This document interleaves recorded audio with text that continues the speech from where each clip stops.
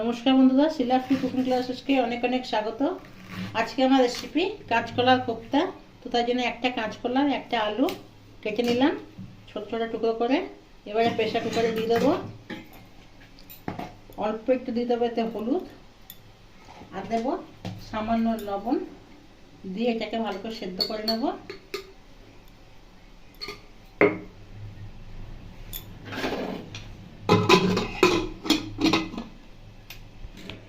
প্রেসারে সিটি হতে হতে আমি একটা মশলা বানিয়ে নেবো। দিলাম একটা টমেটো, একটা কাঁচা লঙ্কা আর অল্প একটু আদা। এবার এটাকে একটা পেস্ট বানিয়ে নেব। এখানে কড়া সব সেদ্ধ করে নিয়েছি। একটা আলু একটা কড়া সেদ্ধ হয়ে গেছে সেদ্ধ।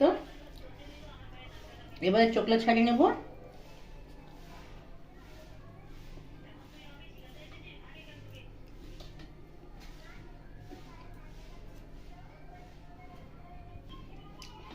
এগুলো মেখে নিয়েছি। এরপর এর মধ্যে আমি দেবো চোখলা ছাড়ানোর পরে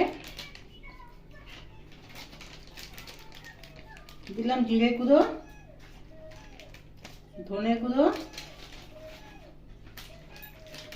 লঙ্কার গুঁড়ো,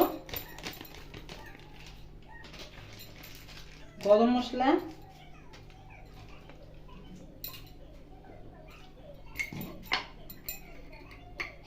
দিলাম এখানে লবণ,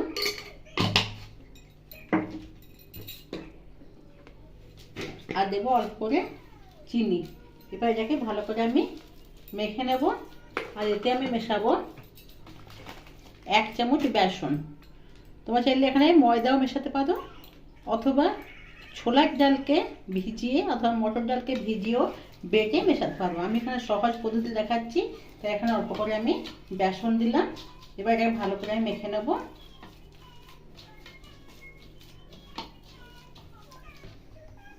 মাখা হয়ে গেছে। এবার এটাকে আমি গোল গোল শেপ দিয়ে নেব। তোমাদের লম্বা হোক বা যে কোনো হিসাবে শেপ দিতে পারবে। আমি এরকম শেপ দিয়ে নিলাম।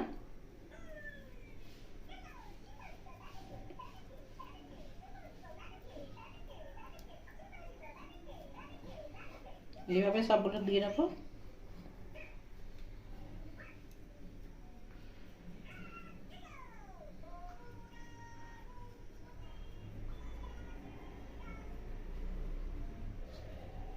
এগুলোকে আমি গোল গোল করে নিয়েছি। এখানে সর্ষের তেল বসিয়ে দিয়েছি।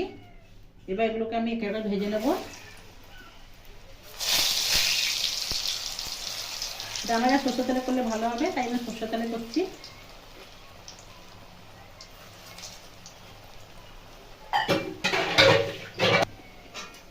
কোপ্তাগুলো এখানে ভাজা হয়ে গেছে, আর বার করে দেবো। এবার ওই একই তেলে আমি আলু নিয়ে ডুমো কেটে নিয়েছি, ভেজে নেব।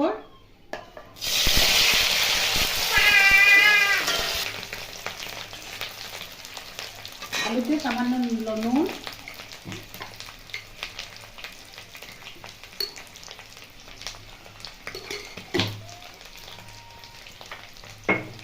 আর সামান্য হলুদ দিয়ে দিলাম, দিয়ে ভেজে নেব।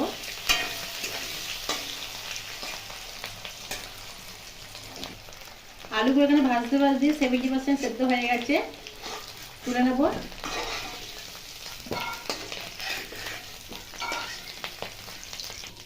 ওই তেলেই দিয়ে দেবো জিরে, তেজপাতা, শুকনো লঙ্কা, ছোটো এলাচকে ফাটিয়ে দিয়ে দেবো।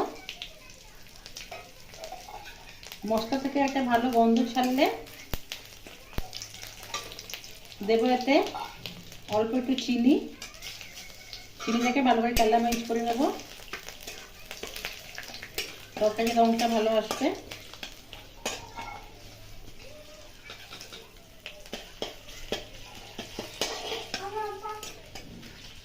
তো ওই তেলেতে যে মশলা বেটে রেখেছিলাম দিয়ে দেবো।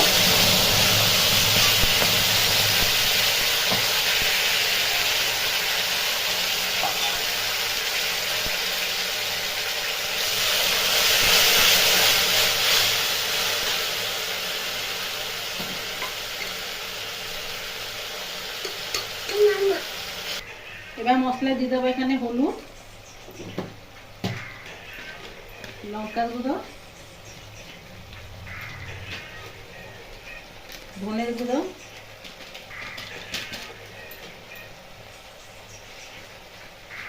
জিরে গুঁড়ো। এই মশলাটা তেল ছাড়া যদি কষে নেব।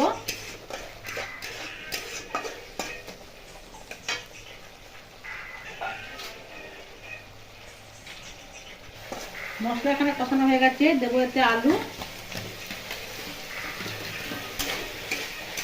ভালো করে কষিয়ে নেব।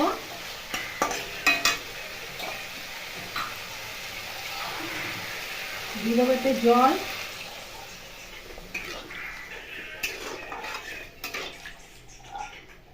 2 মিনিট চাপা দিয়ে রেখে দেবো সেদ্ধ হওয়া অবধি আলুটা। আলু সেদ্ধ হয়ে গেছে, এর মধ্যে আমি এই যে কোপ্তাগুলো ভেজে রেখেছিলাম দিয়ে দেবো।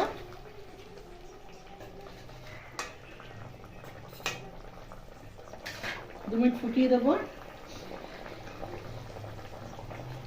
এরপর এর মধ্যে দেবো নামাবার সময় গরম মশলা,